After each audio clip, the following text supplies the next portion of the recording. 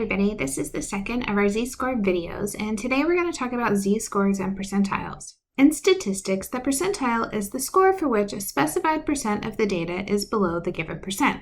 Let's take an example to really understand what the percentile means. So we'll start with the standard normal distribution. Maybe we want to know the z-score for the 84th percentile. The quickest way to get the answer would be to go back to the 68, 95, 99.7 rule. Thinking about the symmetry of our normal distribution, we can look at the mean being in the middle, and then we have the same amount to the right and the same amount to the left. Well, the left in total is going to give us 50% of our chart. So we look on the right. Grabbing from that 68, 95, 99.7 rule, we know that 34% is between the mean and one standard deviation of the mean.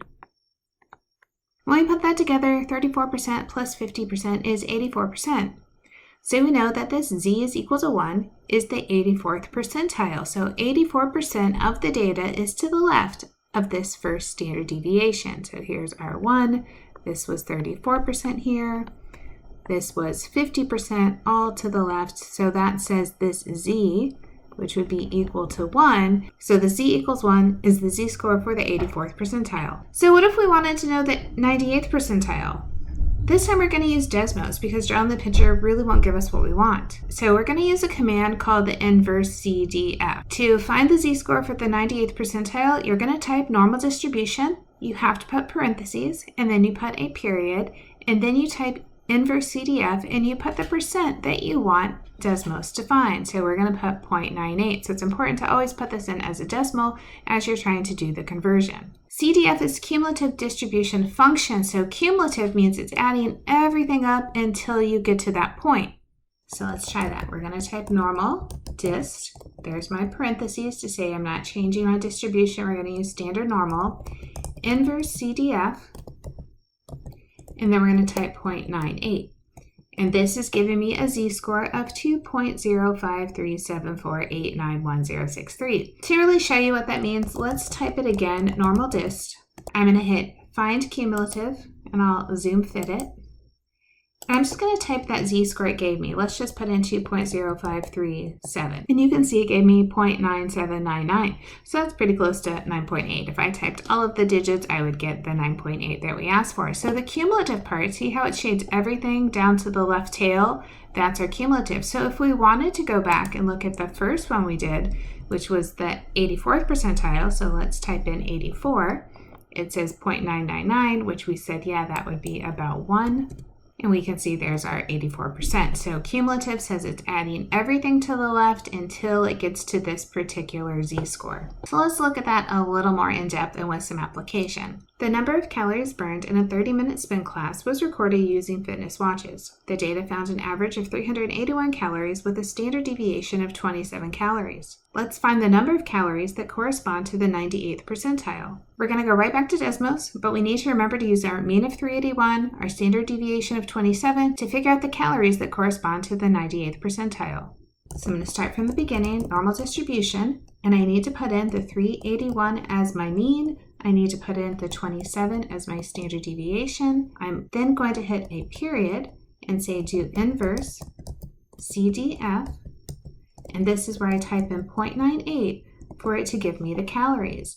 So 436.45, let's say we just round that to 436. That says that 98% of the people that take this spin class will burn less than 436 calories. So let's try something else. Same spin class, same average and standard deviation. Let's find an interval of calories that 80% of spin class participants should expect to burn in a 30-minute class. So if we were kind of trying to advertise, if you come to this class, I think you're going to burn this many calories. What kind of calories could we advertise there? So let's think of it this way. If I took a normal distribution, I look at the mean, which is in the middle, and 80% could split in two. So 40% would burn more than the mean. 40% would burn less than the mean. So we have to think about how much is left over. If I take 100 minus 80, that's 20% left over. So we're not trying to deal with the people on the far right or the people on the far left. We're not advertising for those amounts. Well, that's 10% more on the right and 10% more on the left. Key here is that this is called a cumulative distribution. So we're having to look all the way over, and we are concerned about this point right here. this point that's to the right of our 40%. So that number is 40 plus 40 plus 10. What did I do?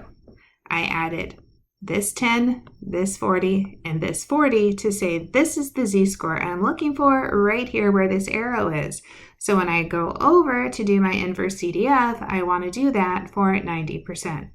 This particular number will give me my upper bound of the interval I'm looking for. What I'm also going to want to know is a second number that will be the lower bound of my interval, and we can see that corresponds to 10%. So I'm going to do this twice. I'm going to do one CDF where I'm looking at 10%. I'll do another CDF where I'm looking at 90%.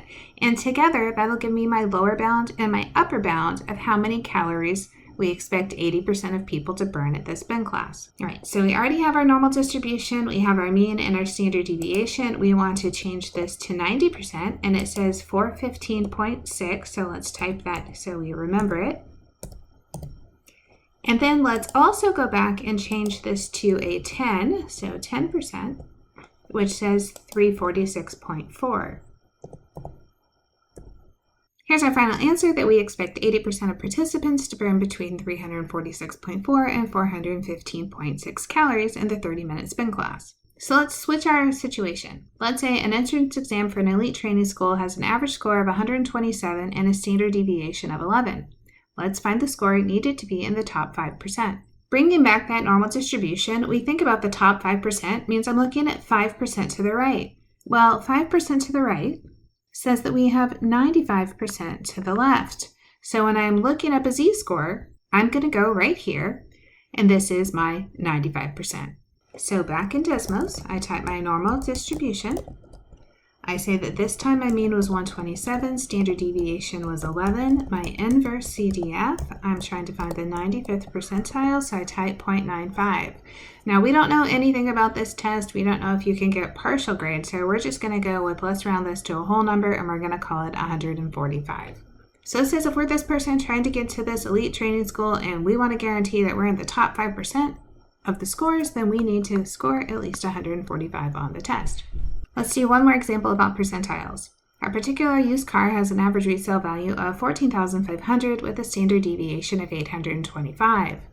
Let's find the value corresponding to the 25th percentile for the car's resale value. What does this tell us? It tells us if we have this particular car and we go to sell it back and we get a particular offer, we know, are they giving us a good offer? Are they giving us a bad offer? Are we in the bottom part of the offers that they're making? One more time in Desmos, I'm typing normal dist. I tell it our mean, 14,500, and our standard deviation was 825. Now notice I don't put commas in. When I got to 14,500, I never put commas in because that tells it something different. So I just want to leave the commas out.